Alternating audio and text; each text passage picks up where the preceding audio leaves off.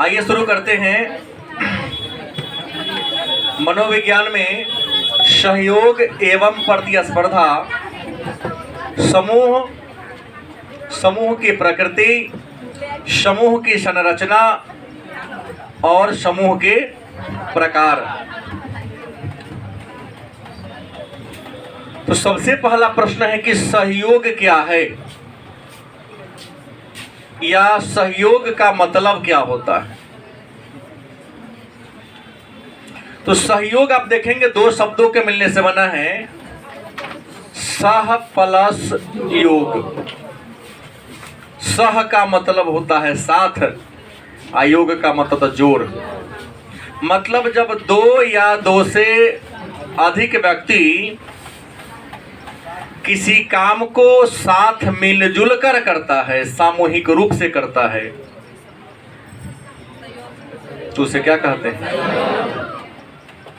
दो या दो से अधिक व्यक्ति किसी काम को मिलजुल कर सामूहिक रूप से करता है, तो उसे क्या कहते हैं। और एक महत्वपूर्ण बात यह है कि सहयोग से जब आप किसी काम को करोगे तो सहयोग का पुरस्कार कैसा होता है, सामूहिक होता, व्यक्तिगत नहीं होता, सामूहिक। जैसे इंडियन क्रिकेट टीम या किसी भी देश का क्रिकेट टीम में 11 खिलाड़ी होते हैं। अगर टीम जीतता है तो टीम के सभी सदस्यों की उपलब्धि गिनी जाती है, किसी एक का नहीं। कप जो मिलता है वह किसी एक व्यक्ति को नहीं मिलता है, सबको सामूहिक रूप से मिलता है। कप्तान के हाथ में पकड़ाया जाता है क्योंकि कप्तान टीम का नेतृत्व करता है। लेकिन वह कप ऑफिस में रखा जाता है, ना कि किसी कप्तान के घर पर जाता है बीसीसीआई के मेन ऑफिस में रखा जाता है। फिर प्रतिस्पर्धा क्या है। तो प्रति का मतलब होता है एक, स्पर्धा माने कंपटीशन। हर एक आदमी किसी लक्ष्य को पूरा करने के लिए अलग अलग तरह से प्रयास करे। किसी लक्ष्य को पूरा करने के लिए हर आदमी अकेला अकेला प्रयास करे, किसी के बिना सपोर्ट लिए, तो उसे क्या कहेंगे, प्रति। प्रति माने होता है एक, ना होता है प्रत्येक। स्पर्धा, हर आदमी लक्ष्य एक या दो हैं या एक ही है, लेकिन अगर 100 आदमी तो 100 लोग उसको पूरा करने अलग अलग प्रयास करें। जैसे भी बिहार में नगर निगम का चुनाव होने वाला है, नॉमिनेशन आ रहा है, वार्ड में किसी एक का चुनाव होगा, एक ही जीतेगा, पूरे मेयर एक ही बनेगा, वाइस मेयर या डिप्टी मेयर कोई एक ही बनेगा। लेकिन चुनाव में हमको लगता है कि मेयर के चुनाव में 20 से ज़्यादा प्रतिनिधि खड़े हुए हैं। एक वार्ड में कम से कम 20 से 30 प्रतिनिधि खड़ा होंगे।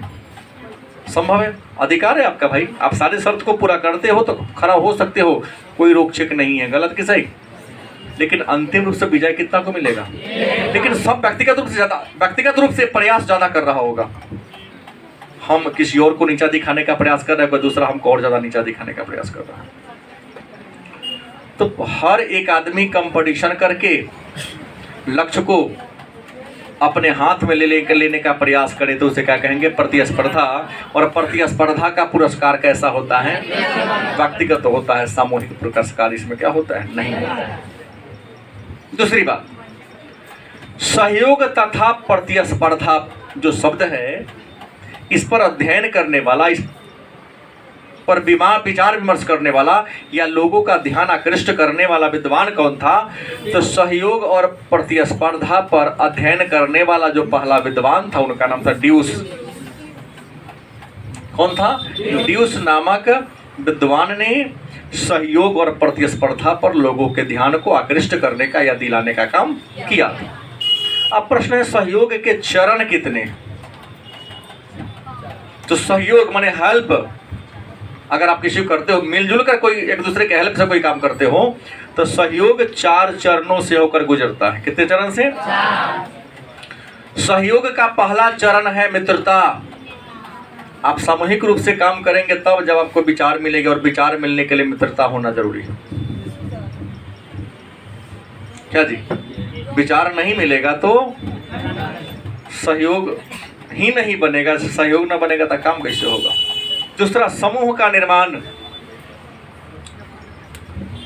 मिलजुल कर अगर लक्ष्य को पाना है तो आपको क्या करना पड़ेगा, समूह ग्रुप बनाना पड़ेगा। चाहे वो ग्रुप 2 आदमी का हो, चाहे 10 आदमी का हो, चाहे 1000 आदमी का हो, आपको क्या बनाना पड़ेगा, ग्रुप निर्माण करना पड़ेगा, समूह बनाना ही पड़ेगा। तीसरा है अंतः समूह प्रतिस्पर्धा। समूह बन गया तो समूह में अगर 100 लोगों का है तो समूह के अंदर भी समूह बन जाता है, तो समूह के अंदर भी कंपटीशन करना होगा। जैसे मेरा अपना एक समूह है, पूरे डिसेंट में जितने छात्र सभी समूह के इसके सदस्य हैं, नहीं 12वीं के जितने बैच हैं सबका अपना एक समूह है। 8 बजे वाले बच्चों का समय, 9 बजे वाले का, 6 बजे वाले का, 7 बजे वाले का, 10 बजे, 11 बजे, हर 1 घंटा पर बैच टाइम है। हर बैच टाइम का अपना एक समूह है, लेकिन हर बैच टाइम में भी 10 का अपना ग्रुप बन गया, 5 का 2 आदमी का मित्रता कर लिया है। कुछ लोग गपशप करने के लिए ग्रुप बना लिए हैं, कुछ लोग बना लिए चलो 1 घंटा बढ़िया से पंखा के नीचे, नहीं गपशप करने का मौका मिल, ठंडा में बैठने का अवसर मिल जाता है।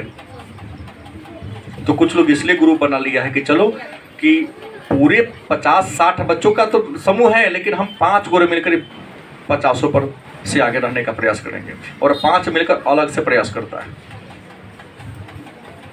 नहीं, तो उसको कहें अंतः समूह प्रतिस्पर्धा। समूह के अंदर भी ग्रुप बना लेगा और सबसे कंपटीशन करेगा, सोचा कि बैच में सबसे नंबर 1 में हम ही रहे टेस्ट में। तो अंतः समूह के अंदर भी प्रतिस्पर्धा होती है। 11 की खिलाड़ी होता है टीम में, लेकिन हर कुछ अच्छा करने का प्रयास करता है। भाई कप ना मिलेगा सामूहिक, लेकिन मैन ऑफ द मैच और मैन ऑफ द सीरीज किसी खास व्यक्ति को मिलेगा ना। तो यहाँ अच्छा प्रदर्शन करेगा उसी को मिलेगा कि सबको मिलेगा, जो अच्छा करेगा उसको मिलेगा। और अंतः समूह सहयोग, लेकिन एक दूसरे का सहयोग भी करना है। जैसे मान लिया कोई कमजोर हैं, देते हैं तो हेल्प करते ही है, कॉपी दे करके। कोई समझ में नहीं आया तो इसका मतलब ये होगा, बता करके हेल्प करते हो कि नहीं करते हो। तो इसे कहते हैं अंतः समूह सहयोग। तो सहयोग के कितने चरण हैं, वस्तुनिष्ठ में आ सकता है या वस्तुनिष्ठ में पूछ सकता है कि सहयोग के इसमें कौन चरण है या कौन नहीं है। तो 3 गो देगा वो गलत दे देगा, और कौन है तो 3 गो गलत सही गलत देगा वो सही दे देगा, एमएस चुन लेगा।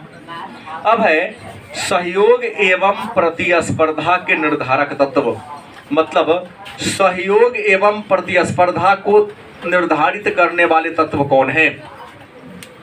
सहयोग और प्रतिस्पर्धा किन किन तत्वों के द्वारा निर्धारित होती है, किन किन तत्वों के द्वारा तय होती है। तो आपको बता दें कि सहयोग और प्रतिस्पर्धा के निर्धारित करने वाले 3 तत्व हैं। सहयोग और प्रतिस्पर्धा के निर्धारित करने वाले कितने तत्व हैं, याद रखेंगे 3 तत्व हैं। पहला तत्व है पारितोषिक संरचना। क्या हुआ, मतलब सहयोग और प्रतिस्पर्धा के निर्धारित करने वाले पहला तत्व क्या है, पारितोषिक संरचना। पारितोषिक का मतलब इनाम, पुरस्कार। आप किसी का हेल्प इसलिए करते हो, सहयोग इसलिए करते हो या कंपटीशन इसलिए करते हो कि आपको क्या मिलेगा, पुरस्कार मिलेगा। बैच में अच्छा क्यों करते हो, क्योंकि अच्छा करेंगे तो हमारे नाम पर ताली बजेगा, हमारे नाम का जय जयकार होगा, या कुछ ना कुछ हमको पुरस्कार मिलेगा। तो चाहे वह सहयोग हो चाहे वह प्रतिस्पर्धा हो, इन दोनों का मूल कारण क्या है, पुरस्कार, इनाम। इनाम पाने के लिए आप सहयोग कर देते हो या किसी से कंपटीशन करते हो। नौकरी तुमको लगे तुम्हारा ही नाम का गुणगान होगा, तुम्हारे नाम का जय जयकार होगा ना। दूसरा अंतर व्यक्ति संप्रेषण। सहयोग करने के लिए अंतर व्यक्ति माने 2 व्यक्तियों के बीच विचार मिलना चाहिए, विचार ना मिलेगा सहयोग ना करेगा। अंतर व्यक्ति संप्रेषण का मतलब 2 व्यक्ति के बीच आपसी धाराओं का आदान प्रदान होना चाहिए। क्या जी, जैसे तुम गप करना चाहते हो पीछे वाले ना करे तो गप हो भी नहीं करेगा। तुम बात करना चाहते हो पीछे वाले सपोर्ट ना करे, बात करने में बात होगा नहीं होगा। आप इसलिए बात करें कि आपको पीछे वाला सपोर्ट कर रहा है, क्योंकि उसका भी मन है। कोई कि मेरा मन नहीं तो उसने ऐसा कर दिया, गलत बात है। जब तक आप सहयोग नहीं करोगे, सपोर्ट नहीं करोगे, अपनी सहमति नहीं दोगे, तब तक सामने वाला अकेला कुछ नहीं करेगा।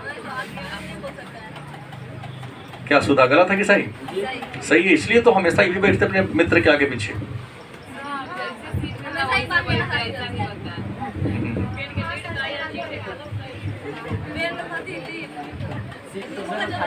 प्रश्न क्या है? अंतर्वैयक्तिक संप्रेषण करने के लिए, विचार विमर्श करने के लिए, चाहे सहयोग या प्रतिस्पर्धा करने के लिए भी विचार मिलेगा तभी होगा।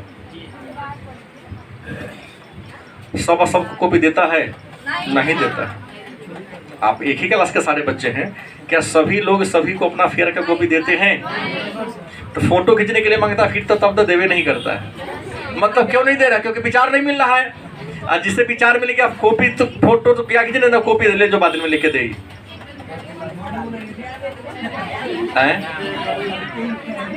घर पे लिखना, यहाँ क्या लिखोगे ले जाओ। और प्रतिस्पर्धा देखिएगा, कंपटीशन भी मित्रता में ही होती है। क्या तू 5 याद करके आया है दोस्त? मैं कल 6 याद करके आऊंगा। तू 6 याद किया, मैं 8 याद करके आऊंगा। सबसे नहीं होता ऐसा बात। इसके लिए ब्रेन का लेवल समान होना चाहिए। तीसरा है परस्परता।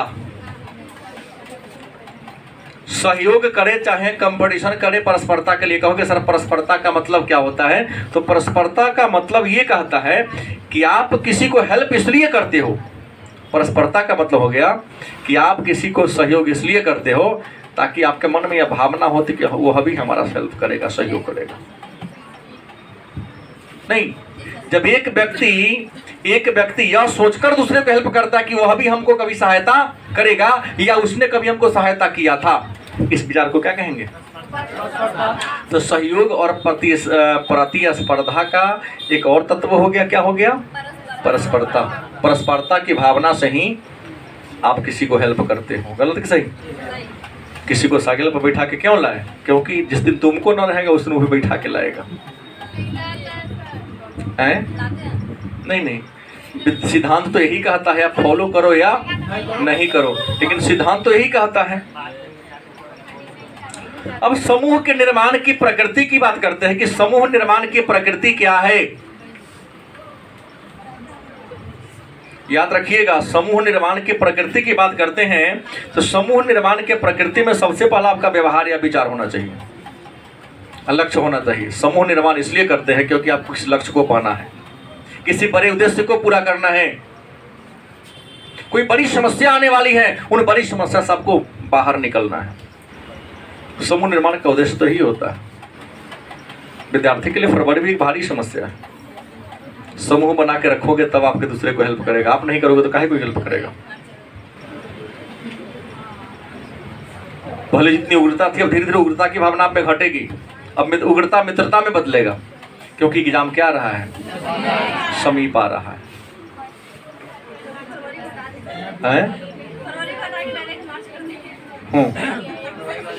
तो समूह निर्माण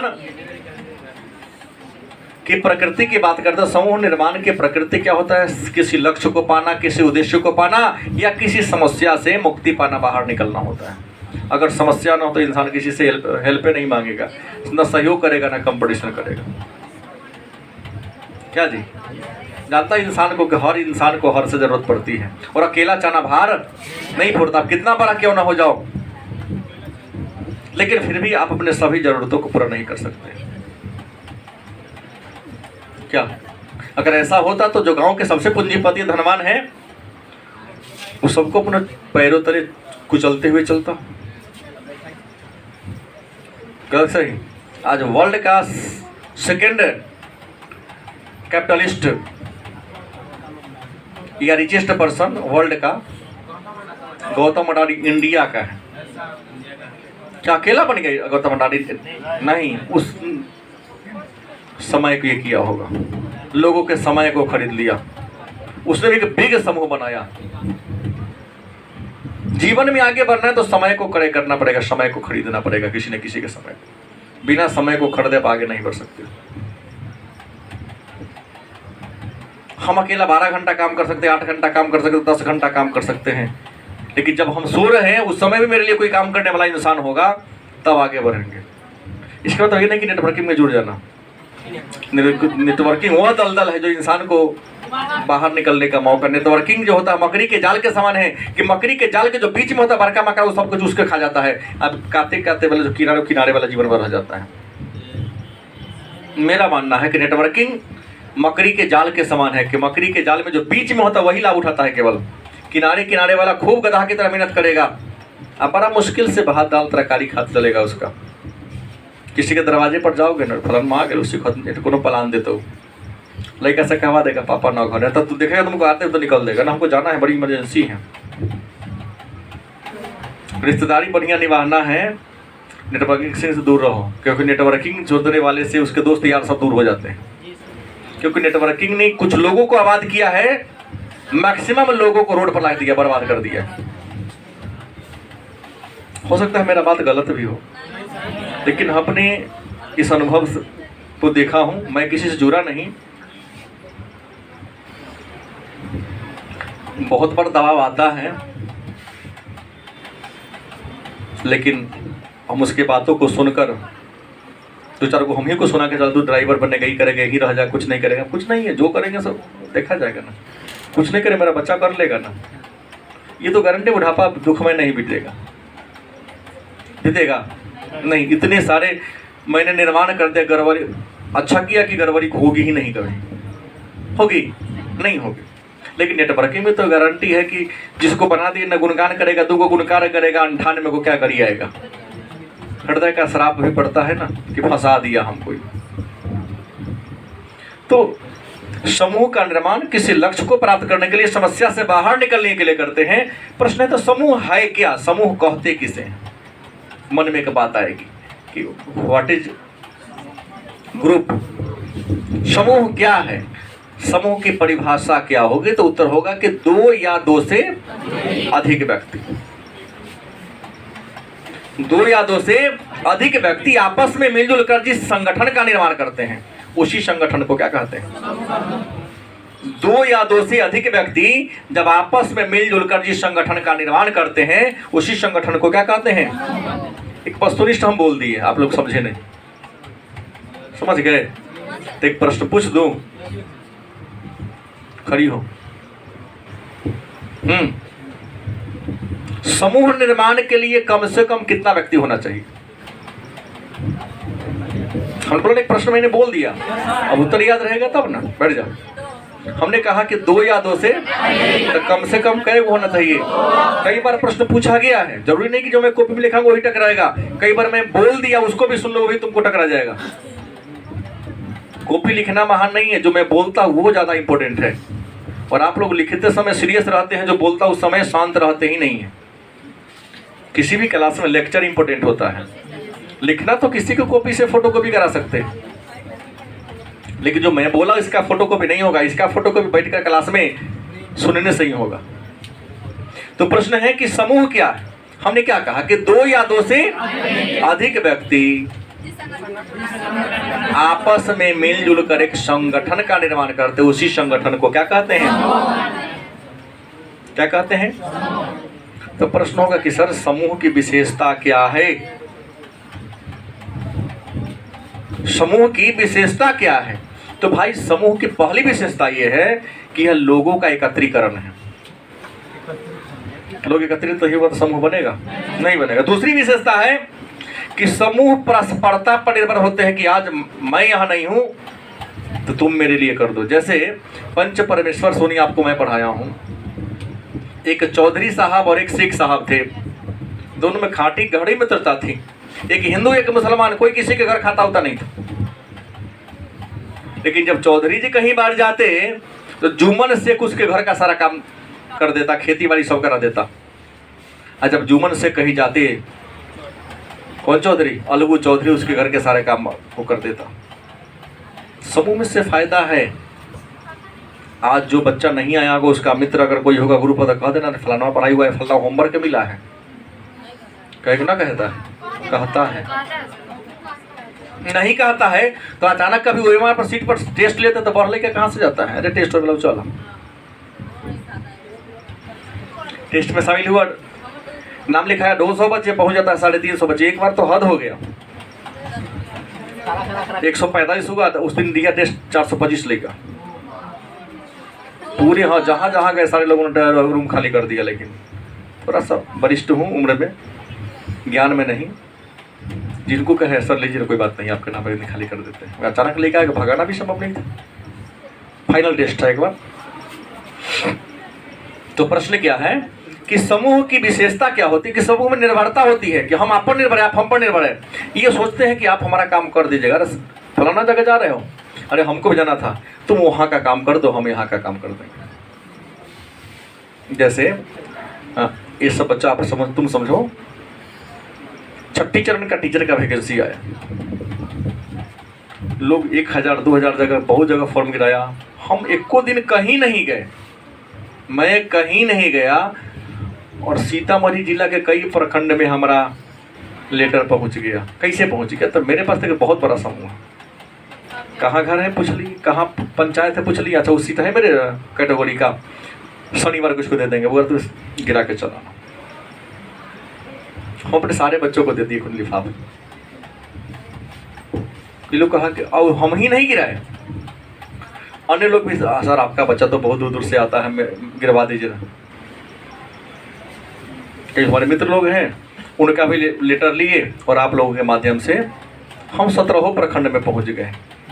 लेकिन हमारा कदम डेरा और कोचिंग के अलावा कहीं गया ही नहीं। लेकिन क्या है, संगठन मेरा है, यह मेरा क्या है, परिवार है।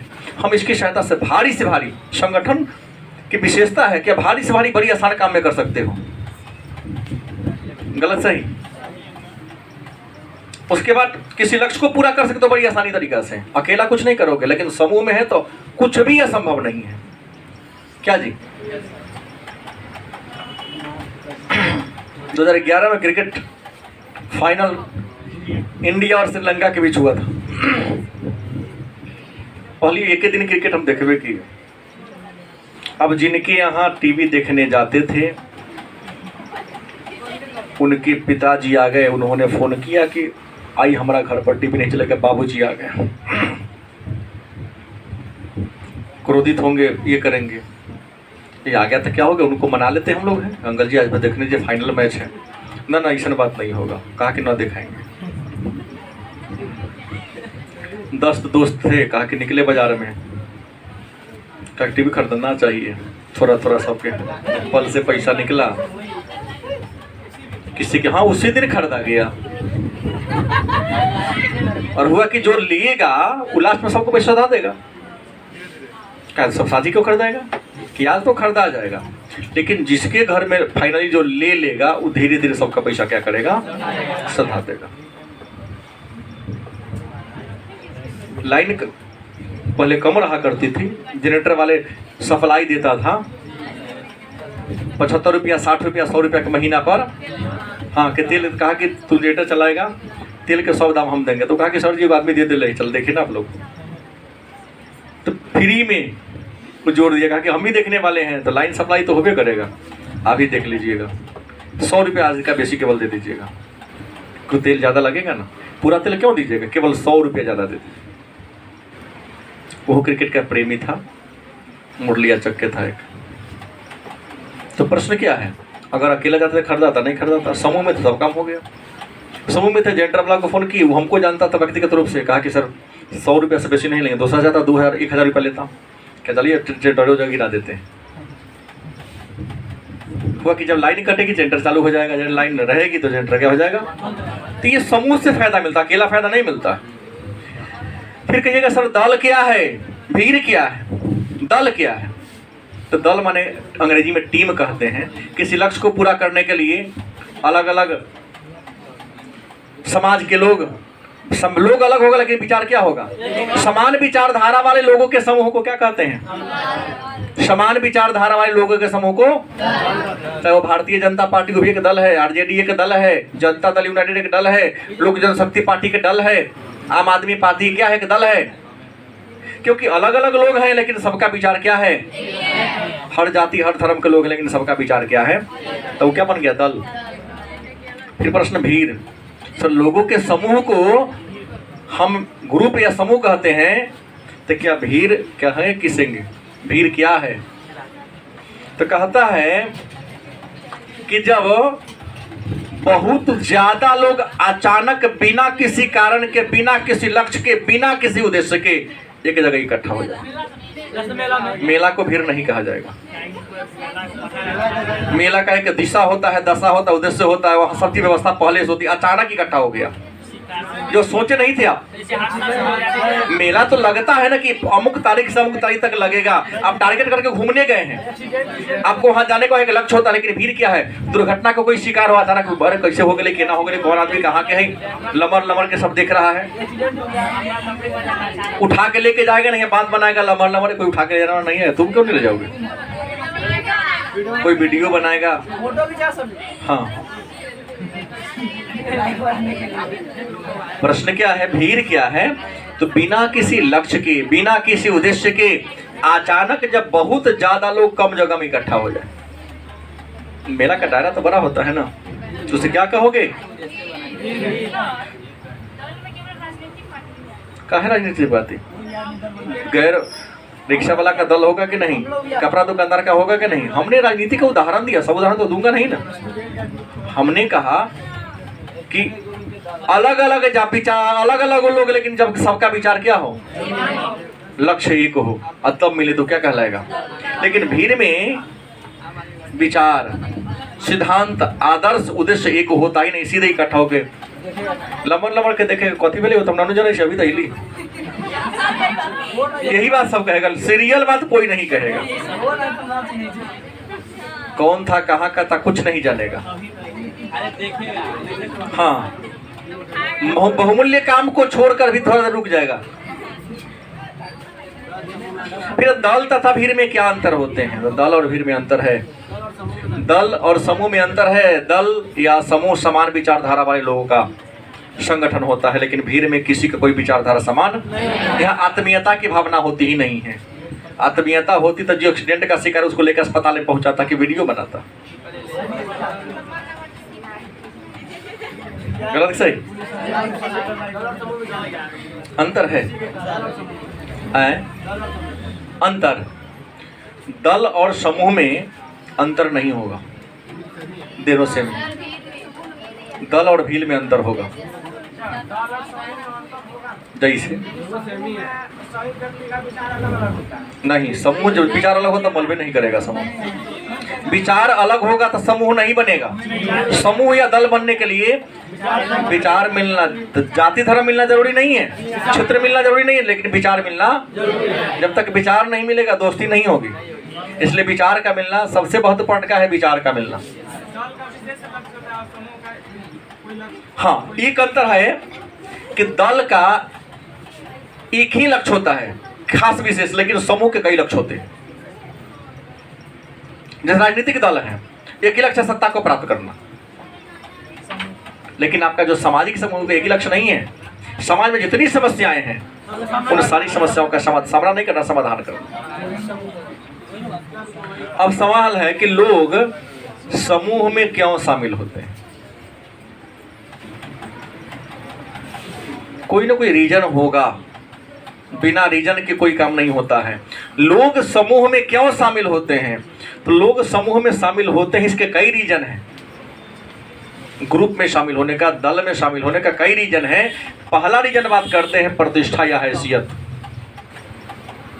अपने प्रतिष्ठा को बरकरार रखने के लिए, सम्मान पाने के, मैंने प्रतिष्ठा के लिए, क्योंकि समूह में जुड़ेंगे तो मेरे मान सम्मान को बढ़ोतरी हो जाएगी। बहुत सारे शिक्षण संस्थान हैं, भले ही हम कम बच्चों को पढ़ाता हूँ, हमसे अधिक पढ़ाने वाले बच्चे लोग हैं, टीचर लोग हैं, लेकिन एक बात है, जैसे नाम एक बार आता होगा तो मैं तो नहीं कहता, कुछ लोग उससे सुना हूँ फलाना पढ़ रहा है, ठीक है, अच्छा है, वहाँ बिगड़ने का गुंजाइश नहीं है। नहीं, हेय दृष्टिकोण से तुमको नहीं देखा जाएगा, लेकिन कई जगह फलानवा में कथी पे हुआ जाकर पढ़ लिया, तुझे कौन बता दिया उसके यहाँ जाने का, कई बार होता है ऐसा। तो आप क्यों शामिल होते हैं, मैं अपने आप को बड़ा नहीं कह रहा हूँ, लेकिन मेरा विश्वास है कि हमारे बारे में नेगेटिव विचार किसी के अंदर शायद नहीं है। और ये नहीं कहा गया कि वहाँ जाने पर तुमको बहलाया फुसलाया जाएगा। लोगों छोड़ता इसलिए क्योंकि सकता नहीं है, डांट नहीं सह पाता है। यहाँ पुल्हाने पुटियाने की बात नहीं होती। लोग आते हैं ना कि हम 2 दोस्त हैं सर, ये कि नहीं चलेगा। हाँ, तुम्हारी स्थिति ज़्यादा खराब है तो वहाँ मैं थोड़ा मर्जी करूँगा, क्योंकि शिक्षा व्यवसाय नहीं है। गलत कि सही? तुम सक्षम हो तो मैं चाहूँगा कि तुमसे ले लूँ, क्योंकि हमारी तो सवाल पेट का है। प्रश्न क्या है, और हमारे यहाँ कई लोग जानते भी हैं, एक ही बच्चा है जो खुद दिया, पूरा फी दिया, अपने मित्र से दिवाया। मात्र कितना कहेंगे तो आश्चर्य होगा, बहुत कम दिवाया। क्या सर इसकी स्थिति खराब है, इसे इतने लीजिए, हम दिए पूरा 4,000 लीजिए हमसे, लेकिन एक से कम लीजिए। दिवाने वाला खुद पूरा दिया, और जिसे दिवाया उससे क्या दिया। ऐसे 3 लड़के, एक आध नहीं चला गया, इसे पिछला बैचा पड़ता। उसको कई लोग जानते, मैं नाम नहीं लूंगा उसका। सुदामा भी जानता है उसको। क्या है, तो पढ़ने का अधिकार उसको भी है। क्या नहीं रहेगा तो नहीं पढ़ेगा, पढ़ेगा। हाँ, दुरुपयोग, गरीबी का दुरुपयोग नहीं करना है, मजबूरी का। अगर मजबूरी नहीं है आपके पास तो जबरदस्ती मजबूरी नहीं करना है। गलत कि सही? तो सुरक्षा के लिए ग्रुप में शामिल होते तो आपका वहाँ पर सुरक्षा होती है। अकेला रहोगे तो कोई अब कुछ कह सकता है, ग्रुप है, इसका ग्रुप है, कुछ करेंगे तो हम पर भारी पड़ेगा। ये इंडिया एक ग्रुप है, भारत है ना उच्च देश, उच्च राष्ट्र समूह का उदाहरण होता है। बॉर्डर पर तो 10 को 20 को सैनिक रहता है। काहे ना चीन वाला पाकिस्तान वाला आके कुछ एक बार सब भिड़ जाता है। वो जानता है कि हम भिड़ेंगे तो हम पर दुगुना एक पास पीछे है खड़ा। मनोवैज्ञानिक और सामाजिक आवश्यकता को पूरा करने, कुछ आपके मन की आवश्यकता है। किसको कहिएगा? आपके मन में कुछ बातें हमको तो ना कहते पाता है सब, क्योंकि उम्र का फासला बहुत ज़्यादा है। वो बात मम्मी पापा को भी नहीं कह पाते। कहेंगे तो क्या सोचेगी मम्मी, क्या सोचेंगे पापा, या हमारे और आपके बीच उम्र का फासला